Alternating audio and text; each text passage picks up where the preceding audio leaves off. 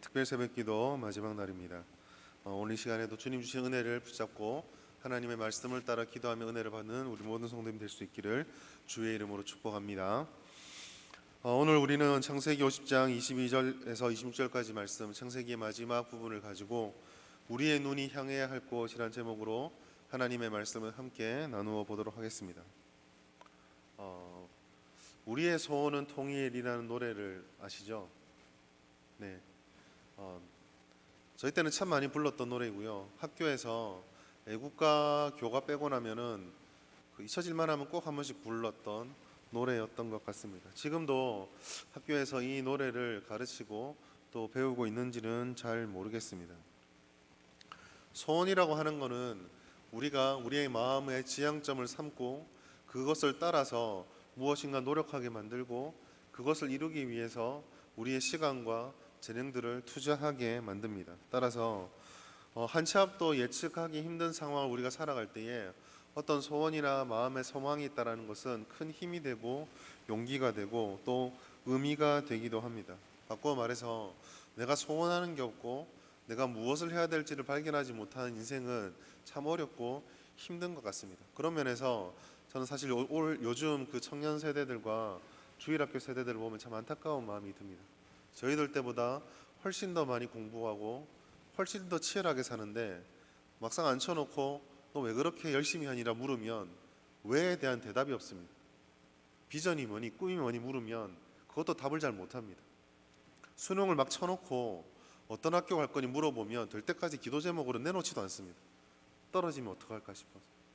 그런 걸 보면서 소원과 지향점이 없는 이 세대가 우리들이 생각할 땐 우리 어른들 세대보다 부유하고 모자란 게 없기 때문에 뭐가 너희가 그렇게 부족하니? 라고 말하는데 사실 그런 느낌 있죠. 겉은 번들하게 다 꾸며졌는데 차가 엔진이 없는 거예요. 막 굴리고는 있는데 그냥 제자리에서 흙바퀴만 계속 돌고 있는 그런 느낌을 받습니다. 내일에 대한 기대가 있고 내가 오늘의 삶을 넘기고 나면 또 이러한 삶이 내 앞에 펼쳐질 거라는 소망이 있으면 그 인생은 얼마나 복된 인생입니까? 그런 소망과 꿈이 있다는 것은 나이와 신분을 막론하고 어쩌면 참 복받은 인생이다라고 할 수 있을 것입니다. 그러나 한편 우리가 보고 우리가 바라고 있는 것들을 붙잡고 달려간다라고 했을 때에 그 우리가 보는 것과 우리가 달려가야 되는 방향을 잘못 잡게 되면 그 인생은 힘을 쓰면 쓸수록 더 비참해질 수도 있습니다. 오늘 우리가 보는 이 성경의 말씀은 요셉의 말년을 우리에게 기록으로 알려주고 있습니다. 요셉의 인생은 우리가 닷새 동안 살펴보았지만 상상할 수 없는 굴곡을 겪었던 인생이었습니다. 물론 인생들마다 자신만의 스토리가 이야기가 없는 인생이 어디에 있겠습니까? 이 땅의 삶을 살아가는 사람마다 자신만의 어려움과 역경이 없는 사람이 어디에 있겠습니까? 다른 사람의 인생을 바라보고 그 당신의 인생이 나보다 좀 낫소라고 말하는 것만큼 어리석은 일이 없다는 것을 잘 알고 있습니다. 그럼에도 불구하고 객관적으로 보아도 요셉의 인생은 참 쉽지 않은 인생이었습니다. 그러나 그의 인생이 사람들에게 모범이 되고 어떤 모델이 되는 이유는 그의 말년이 보통 우리 사람들이 말하는 소위 말해 성공한 인생처럼 보이기 때문입니다. 총리가 되고 화해할 가능성이 없었던 가족들이 화해를 하게 되며 오늘 본문의 말씀에 보면 많은 자손들까지 보게 되는 물질과 부귀와 영화와 자손의 축복까지 충분히 받았던 요셉이었기 때문에 그렇습니다. 오늘 저는 이 요셉의 강의 일대기를 다 마무리하면서 이 성공한 것처럼만 보이는 이 요셉의 일생을 어떻게 보면서 우리에게 주시는 교훈을 발견할지를 함께 나누고자 합니다. 첫 번째로 요셉의 아름답고 완벽한 말년에 담겨 있는 하나님의 뜻입니다. 창세기 50장은 크게 세 부분으로 나눌 수 있습니다. 첫 번째 50장 1절부터 14절까지 나타나 있는 야곱의 장례 장면, 그리고 15절부터 오늘 우리가 읽은 본문 앞에 있는 21절까지 나타나 있는 그 요셉과 야곱의 다른 형제들과의 마지막 그리고 완벽한 화해의 장면, 그리고 오늘 우리가 읽었던 22절부터 26절까지의 요셉의 장례의 장면입니다. 야곱을 막벨라 굴에 장사하고 돌아온 요셉은 형들이 불안해하고 있다는 사실을 알게 되고, 그 형들은 자신을 혹시 다시 해코지 하지 않을까, 이제 아버지가 죽었으니 자신을 보호해 줄 사람들도 사라졌으니 더 큰 고통을 겪지 않을까라는 두려움에 떨게 됩니다. 그와 같은 두려움을 요셉은 하나님의 주권과 섭리, 우리가 계속적으로 보고 있는 그 하나님의 주권과 섭리에 따라 이해하고 받아들여서 완벽하게 용서하고 완벽하게 화해하는 장면이 오늘 본문의 앞서까지 기록되어 있었습니다. 그리고 오늘 본문의 말씀의 첫 시작은 22절에 보면 요셉이 그의 아버지의 가족과 함께 애굽에 거주하여 110세를 살았다라는 말씀으로 시작되어지고 있습니다. 그의 마지막을 시작한 이 짧은 구절에서 우리는 두 가지 정도의 사실을 발견해 볼 수 있습니다. 첫 번째로 먼저 요셉이 마지막을 기록하는 말씀 속에 그의 아버지의 가족과 함께라는 구절이 담겨 있다는 것입니다. 별거 아닌 것처럼 보이지만 이 말씀은 되게 중요합니다. 우리가 흔히 창세기를 구분해서 설명할 때 네 가지 사건과 네 명의 족장의 이야기다라고 말씀을 합니다. 네 가지 사건은 우리가 흔히 잘 알다시피 창조, 타락부터 이어지는 홍수, 바벨탑, 이 네 가지 사건을 이야기하고요. 네 명의 인물은 족장의 시대, 아브라함, 이삭, 야곱, 요셉, 이 네 명의 이야기들로 구성되어 있다라고 말씀하고 있습니다. 이것을 보다 단순하게 말하면 창세기는 하나님의 창조의 첫 전반부가 어떻게 형성되어 갔는지와 타락한 인류를 하나님께서 어떻게 하나님의 백성의 집단으로 구별해 가는가, 이 두 가지로 딱 나누어 볼 수 있습니다. 그렇다면 뒤에 아브라함부터 시작되는 후반기 이야기의 핵심은 한 가족의 이야기입니다. 이방인의 족속에서 구별해냈던 한 가족이 하나님의 백성으로서의 국가가 됐던 민족이 됐던 부족이 되었던 형성되어지는 과정으로서 이방인으로 둘러싸여진 그 환경 속에 가나안이라고 하는 구별된 땅에서 그들의 삶을 영위해 가는 것, 그리고 그 영위함이 하나님의 손안에 있다는 것을 보여주는 것이 창세기의 내용이거든요. 그렇다면 아브라함으로부터 시작해서 요셉까지 이어지는 족장 세대의 마지막 완성은 반드시 그 가족이 흩어진 채로가 아니라 그 다음 단계로 나갈 수 있는 하나됨이 전제되어야 합니다. 그리고 오늘 요셉의 말년의 마지막에는 그 말씀을 하시고 있는 거예요. 애굽에서, 가나안 땅이 아니라 애굽이지만, 그 땅이 버림받고 그 땅에 쫓겨난 것처럼 와 있는 애굽이지만, 하나님의 역사는 한 가족을 이루어 가려고 하는 섭리에서 한 걸음 더 벗어나지 않은 채 진행되어지고 있다는 것을 말씀해 주고 있는 것입니다. 이것은 오늘 이 말씀을 기록한 모세가 그 이스라엘 백성들에게 불러주고 들려주었을 때에 광야의 척박한 환경 속에 언제 이 광야 생활이 끝날지 모르는 40년의 세월 속에 도대체 우리가 누구냐라는 질문에 가장 합당한 답을 던져주는 대답이었습니다. 장소가 애굽이든 장소가 가나안 땅이든 장소가 그 어디든 우리는 아버지의 가족과 함께하는, 즉 하나님에 의해서 구별되고 택함받은 한 민족이고 하나님의 백성들이라는 것을 보여주고 있는 것입니다. 이스라엘은 하나님에 의해서 택함받았고 하나님에 의해서 인도되어져 가고 하나님에 의해서 보호받아지고 하나님에 의해서 완성되어져 가는, 이 단어는 별로 안 좋아하지만 하나님의 선민이다라는 것을 모세는 말씀해주고 있는 것입니다. 뒤이어 이와 같은 요셉의 말년을 마무리 지는 두 번째 은혜는 그가 110세까지 살았다라고 말씀하는 것입니다. 110이라는 숫자는 사실 그의 아버지 야곱이나 그의 할아버지 그리고 그의 증조 할아버지에 비하면 턱없이 적게 산 것입니다. 4명의 족장 중에 110세가 좀 그런 말하기가 어울리지 않을 것 같은데 가장 단명한 사람이 요셉입니다. 그런데 이 110이라는 숫자는 애굽 사람들과 그 고대 사람들에게 사람이 누리는 수명이 몇 살이 가장 이상적이냐, 몇 살이 가장 신에게 축복을 받은 인생이냐라고 말할 때 110세까지 사는 인생이다라고 사람들이 생각을 했습니다. 즉, 이 110이라고 하는 숫자는 그의 아버지와 그의 할아버지보다 많이 못 살았다가 아니라 신이 허락하는 가장 완벽한 인생을 마무리까지도 은혜로 제공받았다라는 증거로 사용되고 있는 것입니다. 하나님께서는 대기근과 가족 불화로 인해서 모든 것이 깨어질 것만 같은 요셉의 인생을 완벽하게 채우셨습니다.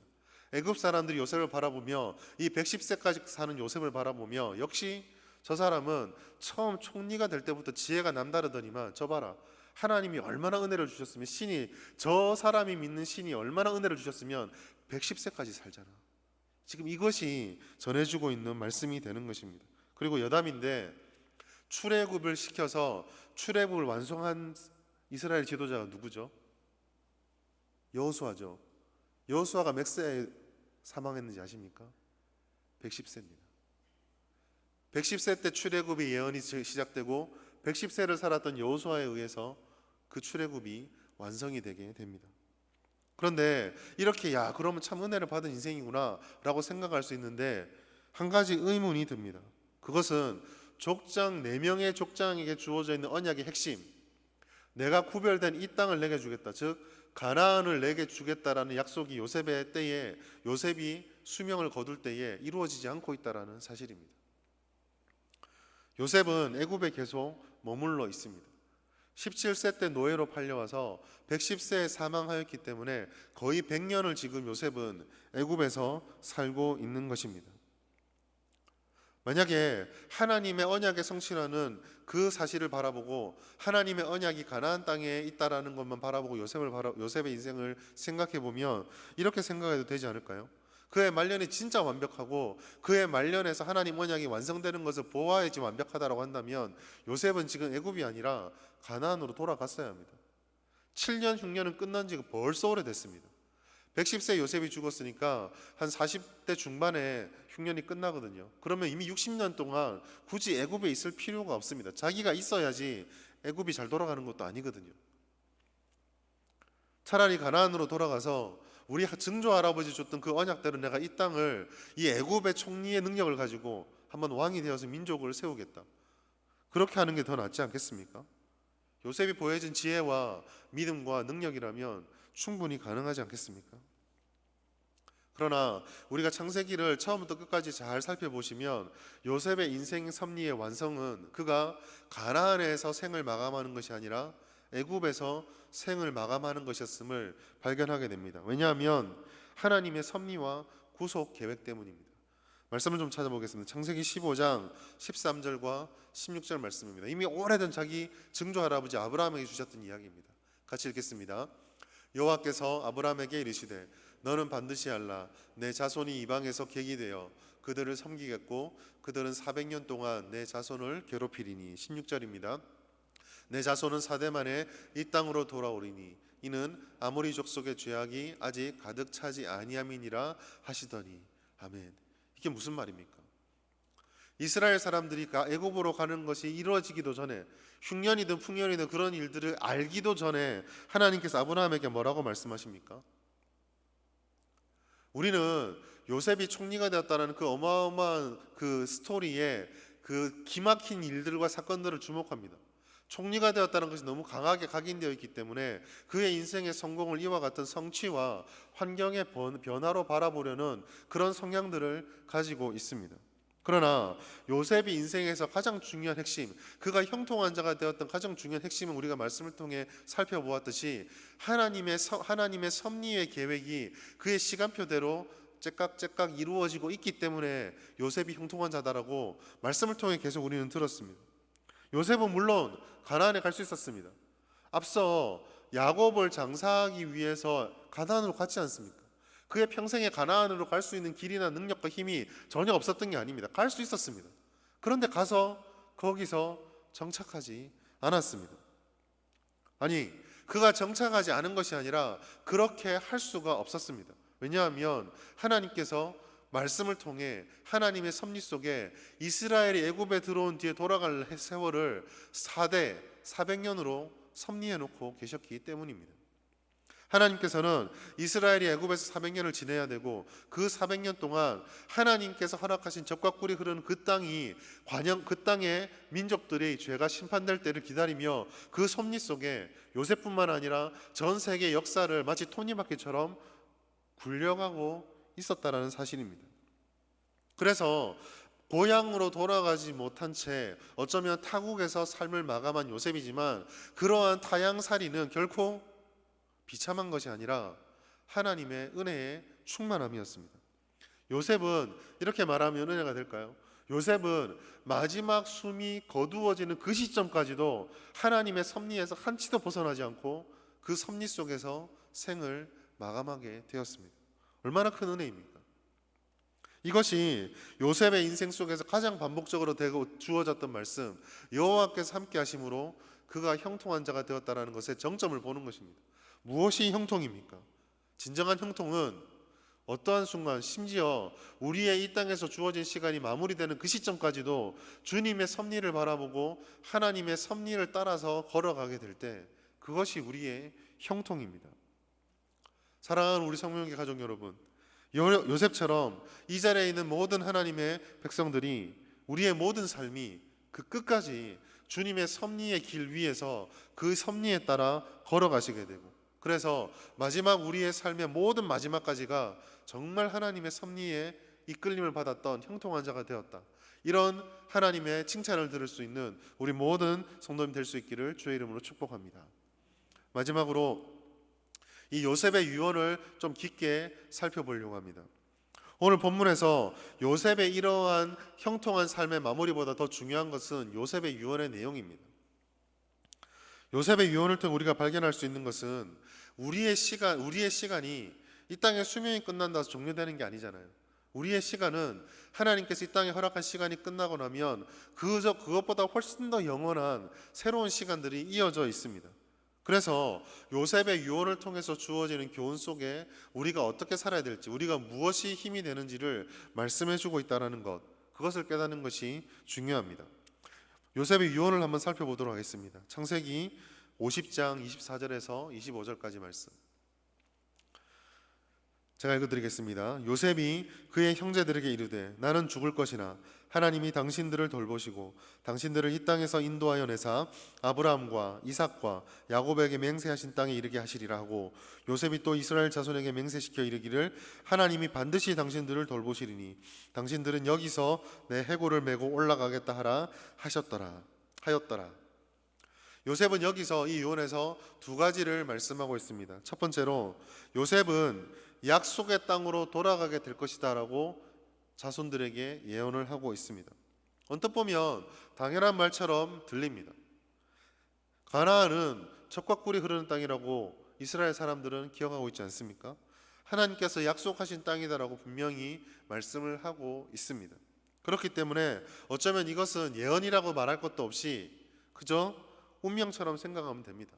마치 어떤 사람이 저에게 와가지고 목사님, 제가 목사님에게 좋은 말 하나 해드릴게요. 목사님이 내년에 한 살 더 먹습니다. 이 얘기하고 똑같습니다. 당연히 가게 될 것을 가게 되는 거죠. 그러나 요셉의 시대에 들어가서 한번 잘 생각해 봅시다.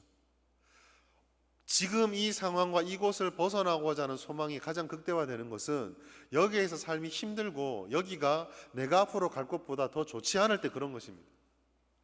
그렇지 않겠습니까? 그런데 지금 애굽이 어떻습니까? 요셉은 애굽에서 100년을, 물론 인생의 그 100년 생활의 초창기는 힘들었지만 정말 사람들의 존경과 대접과 그리고 칭송을 들으며 살았습니다. 그 땅에서 자손들을 번성하는 것을 볼 만큼 많은 것들을 누렸습니다. 쉽게 말해 요셉은 애굽 땅에서 아무것도 아닌 사람이 아니라 일약 스타요, 성공한 사람입니다. 반면에 가나안은 어떻습니까? 가나안은요 사실 애굽에 비해서 그렇게 좋은 땅이 아닙니다. 오히려 가나안이 젖과 꿀이 흐르는 땅이라고 한다면 상식적으로 애굽은요 젖과 꿀이 흐르다 못해 차고 흘러 넘쳐가지고 어떻게 주체를 못하는 땅이 애굽 땅입니다. 환경으로 보아도 그렇고 그 땅 당시의 문화를 보아도 그렇고 권세로 보아도 그렇고 심지어 애굽 땅에 있는 도시 국가 형태가 아니라 하나의 완성된 국가 형태를 가지고 있는 문명의 발상지로서 모든 부유함을 누리고 있던 것이 바로 애굽, 이집트입니다. 그렇기 때문에 야 가나안 땅이 좋다, 우린 가나안으로 가자, 이 이야기는요 후손들에 의해서 특히나 애굽 땅에서 태어난 자기의 손자대들은 왜? 라고 하는 생각을 불러일을 말입니다. 왜 이 좋은 땅을 놔두고 가나안을 가야 되지? 그러나 이와 같은 상황에 방점을 찍는 것은 무엇입니까? 그 의미를 제대로 알지 못하고 정말 그럴 것이만 후손들에게 애굽의 마지막 유언은 나의 해골을 다 챙겨서 그 땅으로 가지고 가달라라는 것이었습니다. 이것은요, 요셉이 앞에 예언한 가나안 귀향이 확실하다라는 것을 증명해 주는 것입니다. 자신은 이제 곧 죽습니다. 죽을 사람이 책임지지 못할 말처럼 보이지 않겠습니까? 할아버지 저렇게 말씀하시지만 뭐 안 일어나면 할아버지가 뭐 책임을 어떻게 지실 거지? 그런 의심을 하는 못된 손자 하나쯤은 있지 않았겠습니까? 요셉은 지금 자신이 죽고 얼마간의 시간이 흘러서 그 땅으로 돌아가야 될지 알지 못하지만 자신의 유골이 애굽에 머물러서는 안 된다라고 말하고 있습니다. 이 사실은요, 사실 이 말씀을 듣고 있는 요셉 당시의 사람이 아니라 지금 모세에게 이 유언을 든 이스라엘 사람들에게 굉장히 큰 감동이었을 것입니다. 다시 구약의 상상의 시대로 들어가 봅시다. 이스라엘 사람들이 행진을 할 때 나무 궤가 두 개가 따라갑니다. 하나는 무엇입니까? 하나님의 돌판을 담은 언약궤. 그 나무궤는 이스라엘의 40년 역사 동안 광야를 함께 계속 걸어갔습니다. 그런데 또 나무궤가 하나 따라가고 있습니다. 그게 무엇입니까? 요셉의 유해입니다. 광야를 함께 가고 있는 나무 상자 두 개. 우리를 애굽에서 끄집어내서 시내산에서 언약을 베풀어 주셨던 하나님의 전능하신 그 능력을 보았습니다. 그런데 그 능력을 따라 우리가 이제 애굽을 떠나서 가나안으로 가는구나 라고 상상할 때마다 이게 우리의 단순한 즉흥적인 결정이 아니라 하나님의 섭리였던 것을 증명해 주는 게 무엇입니까? 요셉의 시신이 담긴 궤입니다. 그 궤를 볼 때마다 정말 하나님 대단하시는구나. 그리고 이제 모세의 숨이 끊어질 때, 가나안 땅에 아직 들어가지도 못하고 숨이 끊어질 때 그들에게 믿음을 확신해 주는 증거 중에 하나도 아마 요셉의 관이었을 것입니다. 요셉은 끝까지 자신이 누구인지 잊지 않았습니다. 그는 생을 마감하며 애굽의 위대한 사브낫 바네아가 아니라 가나안의 요셉으로 생을 마감하였습니다. 두 번째로, 요셉은 이와 같은 예언을 전하며 믿음이 어떤 것인가를 우리들에게 전해주고 있습니다. 그의 믿음은 어떠한 상황 가운데서도 항상 함께 해주셨던 그 하나님에 대한 온전한 믿음이었습니다. 하나님께서는 언약을 세우시고 신실하게 그 언약을 이루어 가시는 하나님이십니다. 요셉의 인생을 통해서 이스라엘을 어떻게 구원하시는지, 자기의 인생이 그 언약의 흐름 속에 어떤 식으로 이끌어져 왔고 성취되어 왔는지 요셉은 보았습니다. 그래서 그는 24절, 25절 유언을 반복하면서 그 생의 마지막 유언을 전하면서 하나님이 당신을 돌보신다, 하나님이 반드시 당신들을 돌보신다는 말을 두 번이나 언급하고 반복하고 있는 것입니다. 이것은 불안한 마음을 달래기 위한 자기 체면이 아닙니다. 이렇게 말하는 이유는 남겨진 후손들을 위로하기 위한 선의의 거짓말도 아닙니다. 요셉은 단지 자기의 인생이 성공했기 때문에 하나님을 이야기하는 것이 아니라 하나님의 돌보심이 그 안에 있었던 섭리, 그리고 그 이전에 그 증조부 할아버지로부터 어떻게 흘러왔는지를 보면서 이 말씀을 하고 있는 것입니다. 그 말씀이 자신의 경험이 아니라 하나님이 원래 주셨던 언약에 기초하고 있다는 사실은 그가 평생에, 특별히 요셉의 기록에 유일하게 딱 한 번 등장하는 한 구절에서 증명됩니다. 요셉은 언약을 설명하면서 이렇게 말했습니다. 아브라함과 이삭과 야곱에게 맹세하신 땅이란 구절을 씁니다. 이 말은 요셉의 기록 37장부터 50장까지 이어지는 그 긴 요셉의 기록 속에 딱 한 번 사용된 말입니다. 무슨 말입니까? 요셉의 인생을 마무리 짓는 그 인생의 마지막 유언이 자신이 했던 업적, 자손들의 안정한 번영 혹은 남겨놨던 유산에 대한 이야기가 아니라 하나님의 언약과 하나님의 성취에 대한 것에 집중되어 있다는 것이죠.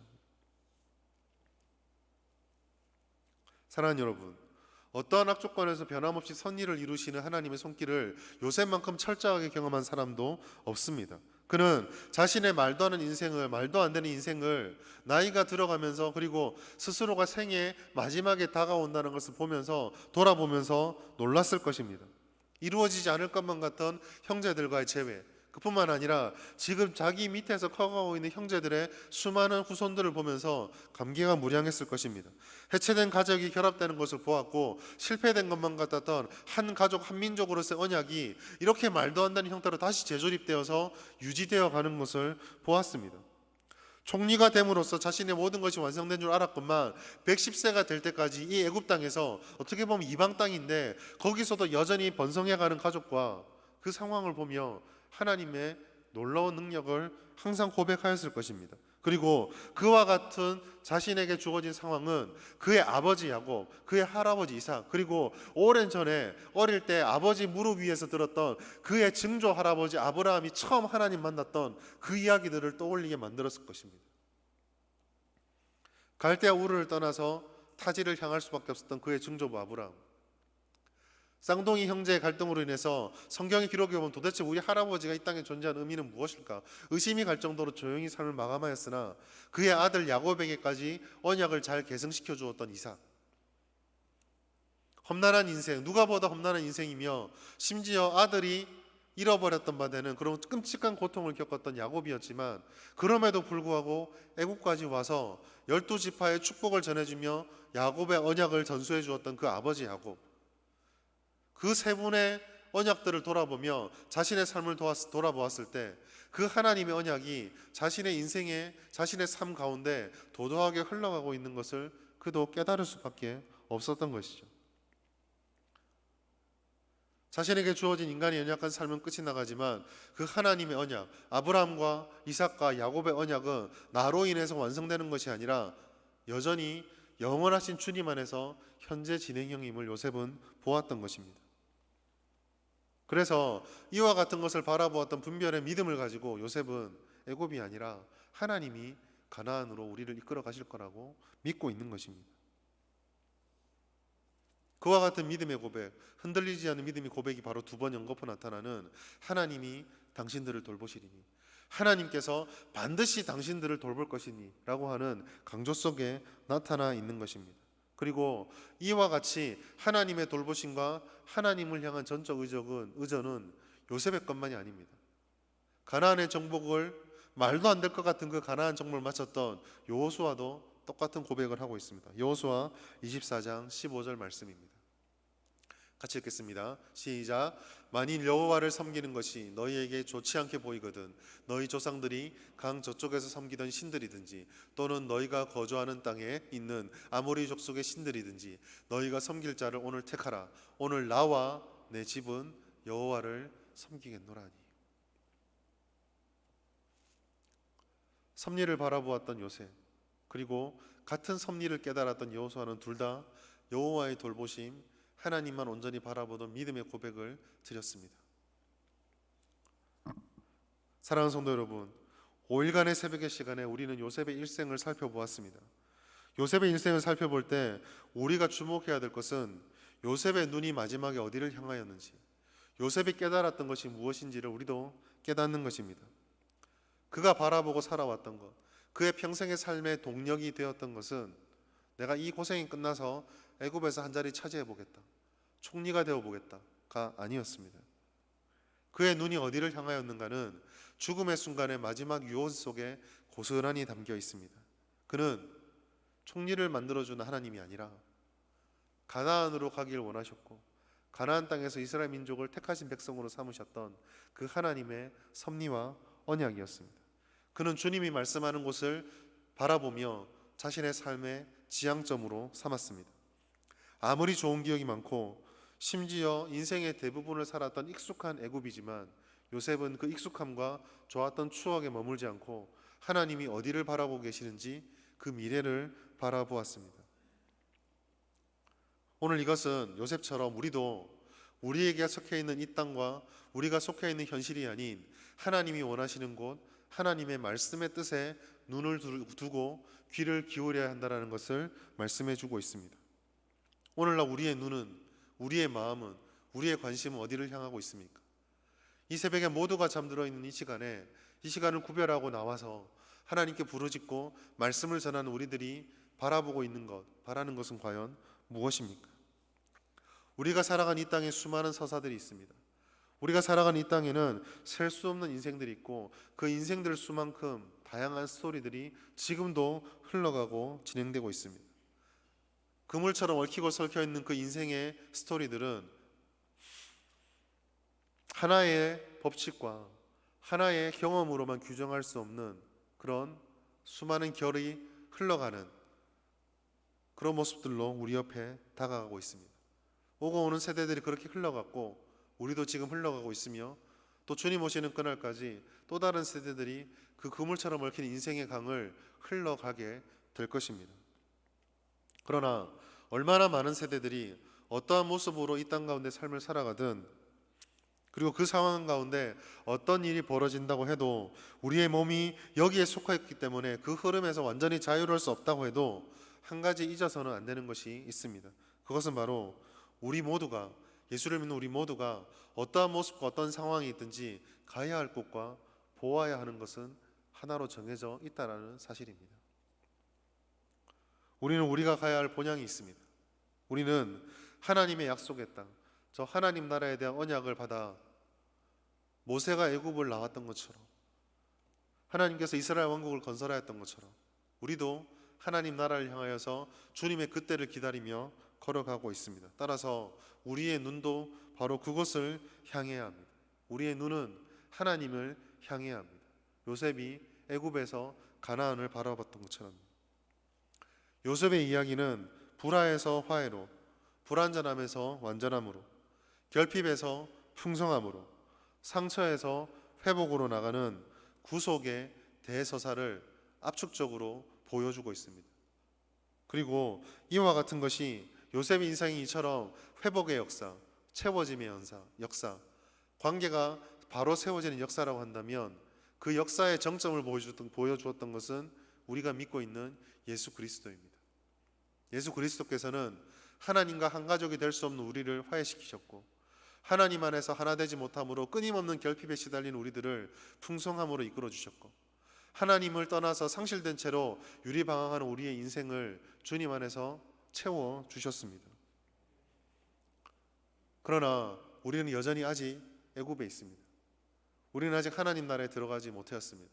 비록 이 땅에서 마치 애굽에서 요셉이 은혜와 복을 누렸던 것처럼 이 땅에서 분명히 우리가 하나님의 돌보심과 이끄심을 누리고 있지만 이곳은 우리가 머물 곳이 아닙니다.